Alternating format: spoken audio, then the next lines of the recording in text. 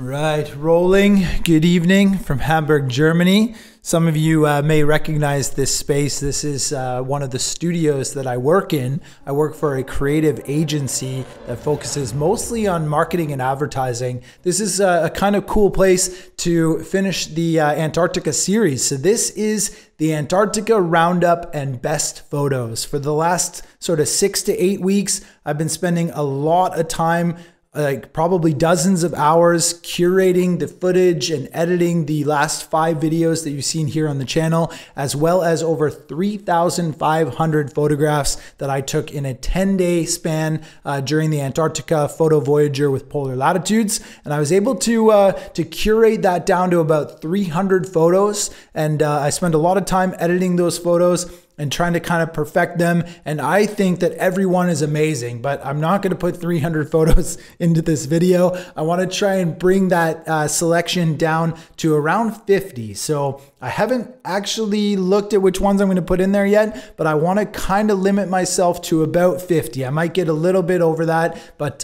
still, it's a great opportunity for me to get much more selective and to be able to share with you what I believe are the best photos that I captured during this trip, and a nice kind of range between landscapes and wildlife and some of the abstracts as well. So you're in for a treat, I hope, if you like photography, which is why I guess that you watch this channel. But let's begin with where it all started, which was in Ushuaia. So we went to Ushuaia, Argentina, which is the bottom of Tierra del Fuego at the end of the earth, where the harbor is that a lot of the boats who cross the Drake Passage down to the Antarctic Peninsula leave from. And with Polar Latitudes, your first night is included there at a hotel. And one of my buddies, Ryan, who was part of the tour, was staying there when I arrived, and he said, "Hey man, do you want to go on a scenic flight around Tierra del Fuego?" And naturally I was like, hell yeah, let's go. So we jumped in a plane, and these are the first couple of photos that you're seeing now from Tierra del Fuego. It's the mountain range at the bottom of the Andes, and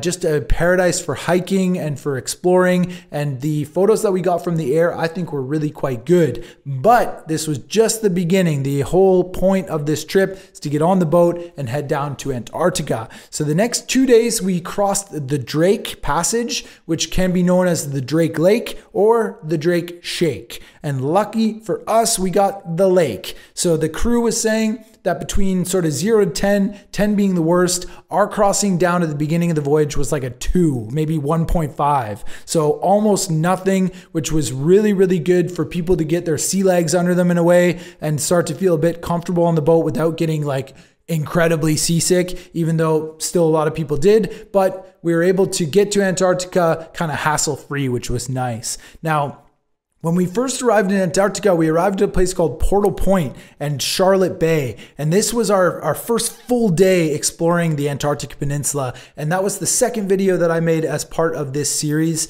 And we really got a great introduction to the area with some pretty good weather. So this is sort of the first day. I want to jump into the photos now and do a bit of a classic slideshow for you guys and share with you some of the best photos from that day where we saw Adelie penguins, and that was actually the only time that we saw the Adelie penguins, which was very cool. And we also saw whales, even though I didn't get a very good photo of them. Still, we saw some whales, lots of really cool landscapes, and lots of really cool icebergs. But I want to let the photos kind of talk for themselves, because I could talk forever, and it's probably already boring you. I'm probably already at like 6 minutes, but still, the idea is that we're going to show you some of the photos now over the first few days in Antarctica, and you be the judge. I hope that you enjoy these photos, and I will come back to you once they're done.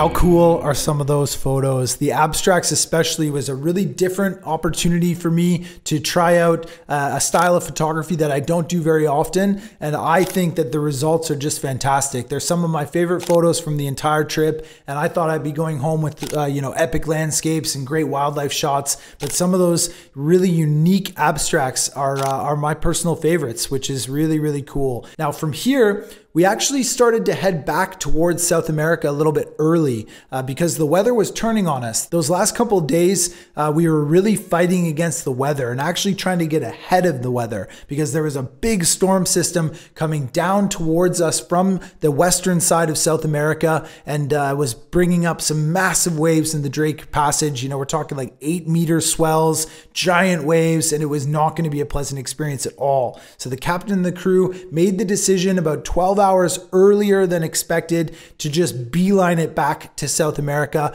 pedal to the metal as fast as the ship can go, skipping the South Shetland Islands, which is where we were planning on stopping on the way back for like one final landing or one final sunrise. And we just cruised right past them and tried to beat this storm and get ahead of it, which we were able to do. So kudos to the captain and the crew for making that choice, because the last day, like last evening and the last full day on the ship, we got just these incredible conditions. And I didn't put any of these photos into the vlogs. I've shared a couple of them on social media, but I wanted to give you the chance to see them now because these are also some of my favorites. We had this one evening where the sun was just perfectly on the horizon. You get that really long golden hour light, and the sun was shining almost directly across, and these giant petrels, big birds, big seabirds, were swooping down beside the boat, catching this amazing golden light, and the color contrast with the deep blue of the ocean below, it created these amazing photographs, and some of, again, the favorites that I captured during the entire trip. And we were just in burst mode. I mean, they would swoop down and you just hope and pray that you're getting a couple of nice, sharp, clear images of the birds. And I was able to do so. So you're seeing a few of those right now. And then really the next day was also an insanely unique wildlife encounter. We were greeted by a pod of orca whales on our final day on the ship. We were about to get back to the Beagle Channel in Ushuaia, and these whales just kind of came up beside us, and we were cruising with these pod of orcas for like half an hour. There must have been 8 to 12 orca whales, babies to adults, and we got some amazing footage and photos of that wildlife experience as well. So another just gem to top off the photo Voyager with Polar Latitudes, and everybody on the boat was on cloud 9 heading back to Ushuaia, and that was a really good way to end the journey. So I knew as soon as I got off the boat that I would be going back. This was just the beginning. We only scratched the surface of the Antarctic Peninsula, because of the weather. Again, we kind of got socked into the Gerlache Strait. There are hundreds of more kilometers of the Antarctic Peninsula to explore, and that entire area is a big mountain range with just amazing glaciers and landscapes and penguin colonies and landing opportunities, and also the Antarctic Circle, which in one of the trips gets crossed. And in our trip, we didn't get that far south. So I was thinking to myself, this has got to happen again. Like there's no way that we cannot go back and try and see more. So I started those conversations right away with Polar Latitudes, and they were on board to open up another departure for myself and other photographers who are interested in going. So I immediately reached out to a colleague and good friend of mine, Nick Page, who I know most of you guys watching this video know Nick. Nick is a landscape photographer from the Pacific Northwest in the US. Very, very talented photographer and post-processor, and he is going to join forces with me to run a specific photography journey back to Antarctica in January of 2025. And we are opening up that departure with a limited amount of space available to you guys, to whoever wants to come join us for this once in a lifetime opportunity to go to an incredible ecosystem and environment to capture some just absolutely insane photos, many of which you've seen just a taste of here in this video. So I think we've got an opportunity in 2025 to go even further south. The trip is called Crossing the Circle with Polar Latitudes, and we are going to release a lot more information about how you can sign up to join us. There's a special code. I'll put all that information in the description below. But essentially right now, there are triple cabins available, porthole cabins available, window cabins and veranda cabins, all which go higher up in the ship and get higher up in price as you go higher in the ship. So those are limited space available, as I said, but I think we're going to have another awesome adventure. I mean, I guarantee it. It's going to be absolutely incredible. So January 2025, if you want to join myself and Nick Page and possibly some other pro photographers and definitely a lot of other very good amateur hobby photographers, then this is the opportunity of a lifetime. So I want to see who's interested, who's going to come.